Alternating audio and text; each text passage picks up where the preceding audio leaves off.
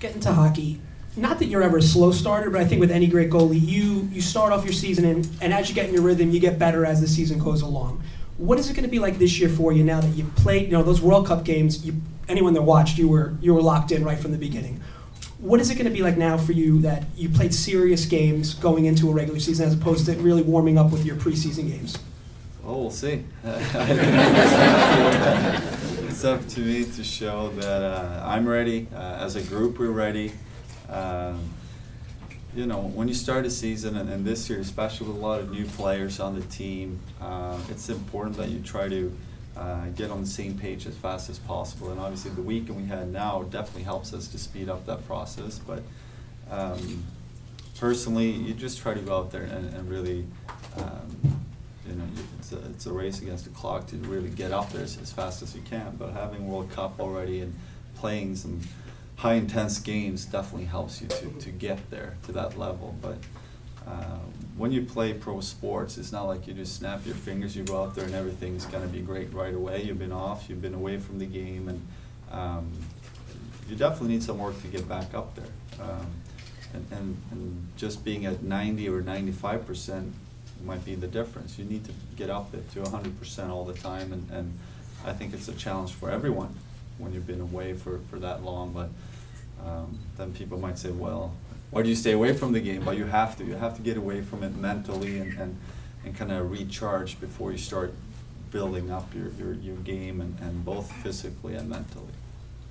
So you've represented Sweden in a couple times, different ways internationally, World Juniors, Olympics. What was the World Cup experience like? Obviously, you guys didn't achieve the ultimate goal, but you played well. What was that experience like overall for you? It was fun. We started in Gothenburg. That's where I spent my summers, my hometown. Got to play a game against Finland in my old rink, which was cool. And they did a really good job of trying to, have all the preparations, all the training camp, the games, everything was the way we're used to here, playing in the NHL. How we travel and how we like to spend the day of a game, for example, compared to Olympics, where everything is run by the Olympic Committee. So it's a little different, and especially with travel and just details around the game. It's very different playing in Olympic Games or the World Cup now, where it felt like you played in the NHL, right. Really. And they did a good job with that, and I think the fans enjoyed it. Back home, people were really excited that we had camp there, and we played a couple games overseas before we came to Washington for a few days, and then Toronto. So the NHL and the announcers on TV, they made a big deal about the speed of Team North America. Having faced that firsthand, what was up with those kids? Were they that good? Or? They are that good. I mean, you see a lot of young players come up now. They're well prepared for the game. I think the big thing with that team, though, they didn't think too much. They just went for it. And when you have great players, don't think too much about the game or think too much about the consequences of a mistake. They're just going to play, and they're going to use their skill. They're going to use their speed, and that's what we saw. And they did a great job with that. I think selling the sport too. You want to see, as a fan, you want to see a fast game. You want to see an intense game. A lot of times when you need results, you might need more coaching sometimes, and that might hold the skill back at times. But it was fun to watch. It was tough to play against. But, it was definitely a great challenge to every game, because all the teams had so many good players. Finland or Team Europe, a lot of skill on those teams too. Let's go all the way back to the beginning of your hockey career. I know the joke is in Canada, the kids learn how to skate before they can walk. You started your hockey career like a lot later than most hockey players start. Talk about the early days, like your minor, your intramural hockey was like, and going through the ranks of Sweden, playing in Sweden. Well, I started skating when I was very young. I was probably 4. But we didn't have a hockey team in my area. They built the rink when I was 7, and that's when me and my brother started play.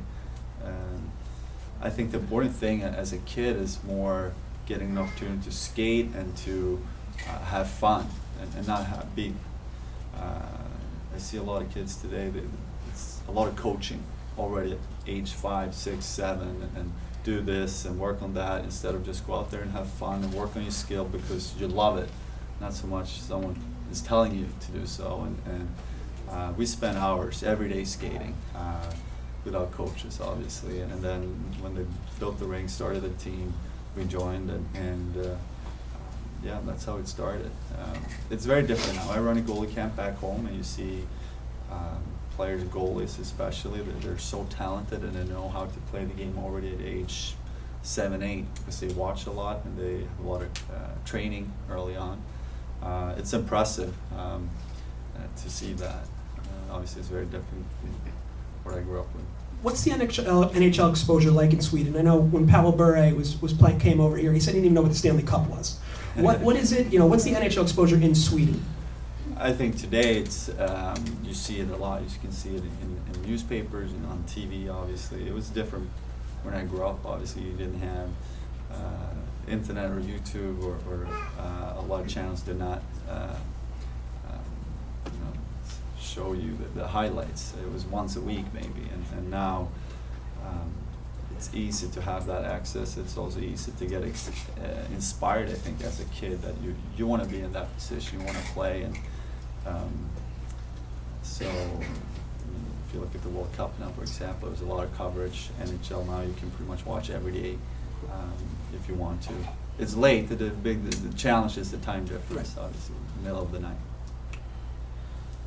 Did you ever think that, or what do your parents think about having 2 sons that both play in the NHL? I mean, that's got to be any parent's dream.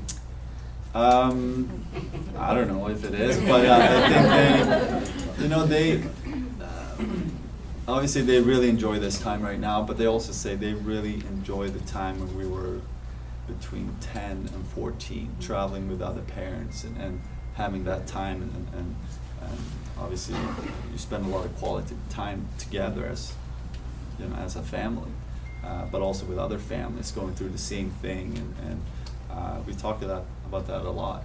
We stay in touch with some of our friends from back then, and obviously they're not playing hockey now, but just the connection, the bond you create with other families, other parents, to understand.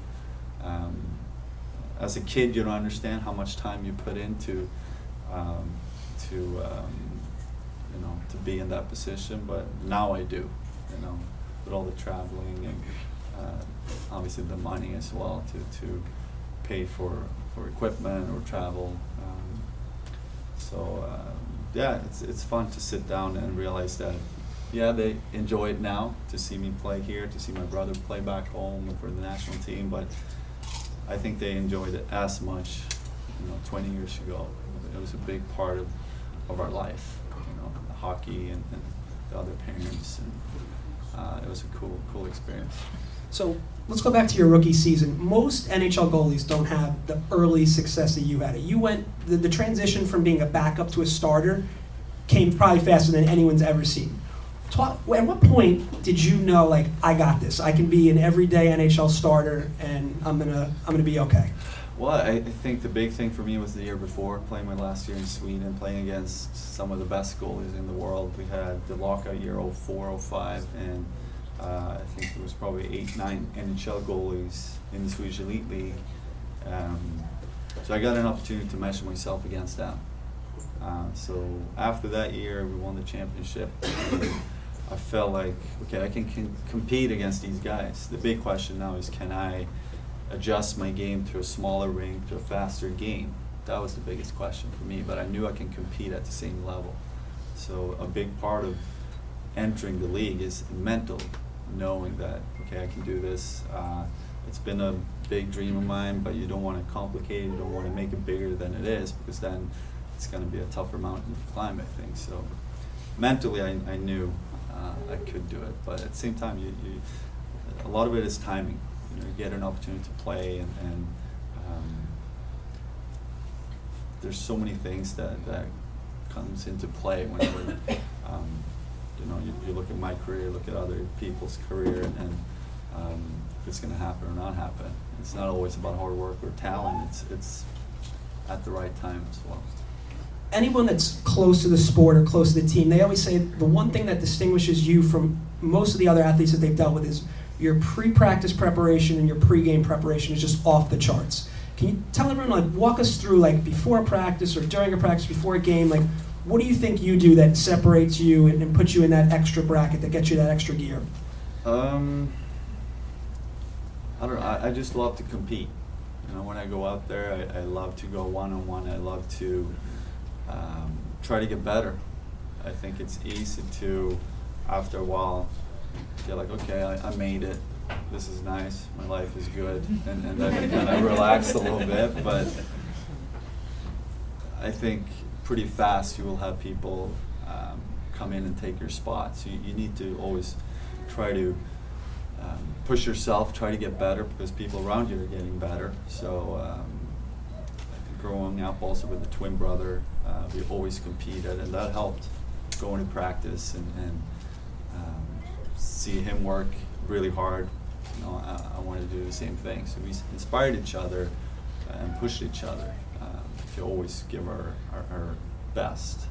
And then everybody's different. You know, when it comes to preparation for me, coming to a game, you know, I have my routines. Most players do. They have their routines. They like to do certain things to just feel prepared and relaxed and be able to deal with all the pressure that comes with playing pro sports.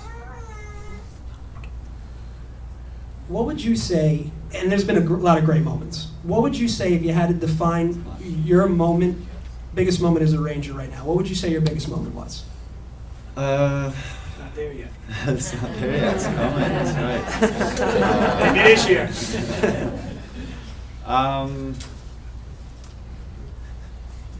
I can't just pick one. I think that there's every year you have moments where you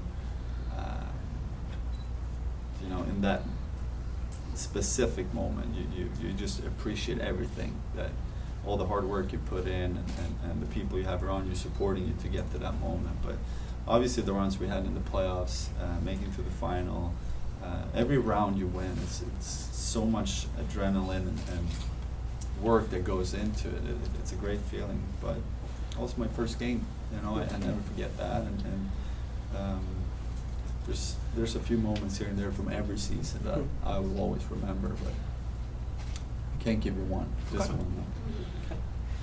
Before I open it up to the audience, I know anyone that's around you and around your personal life knows how important the Henrik Lundqvist Foundation is to you. Do you want to give our clients like a brief overview of what the foundation is about and what are your long-term dreams after you play for the growth of the foundation? Well, I started the Henrik Lundqvist Foundation over 2 years ago. I've been involved with Garden of Dreams for a lot of years. And I think coming to New York 11 years ago, I was very impressed and inspired by all the work that the Rangers did, but also my friends around New York, what they were doing. And it's not always about money and writing a big check. It was more the effort and showing that, you know, doing small things can still make a big difference.